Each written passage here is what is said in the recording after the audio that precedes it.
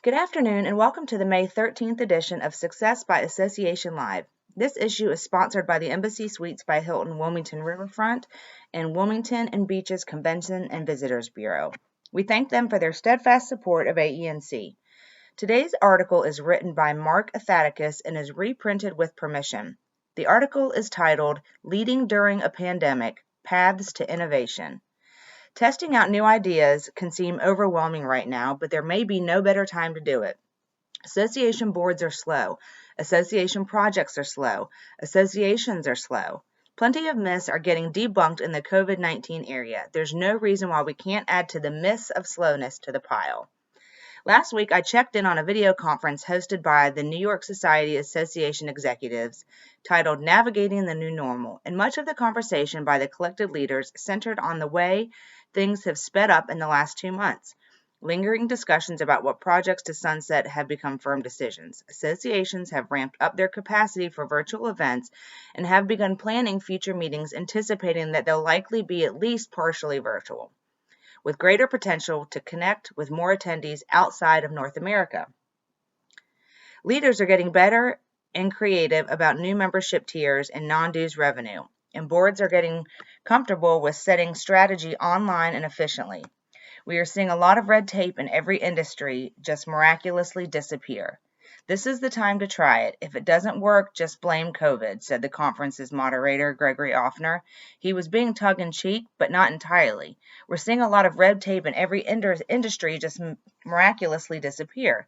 People that you could never get on the phone with before are now willing to get on a phone call.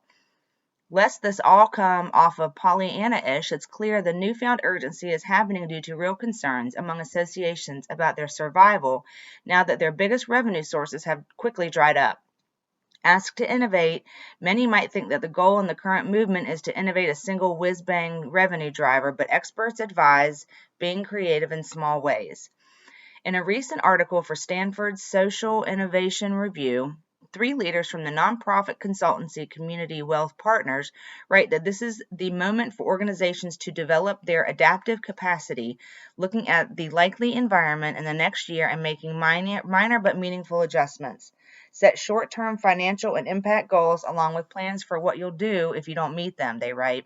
As you consider creative new approaches or solutions, think about experimenting with rapid prototyping approaches rather than launching major initiatives that require extensive analysis and proven track records.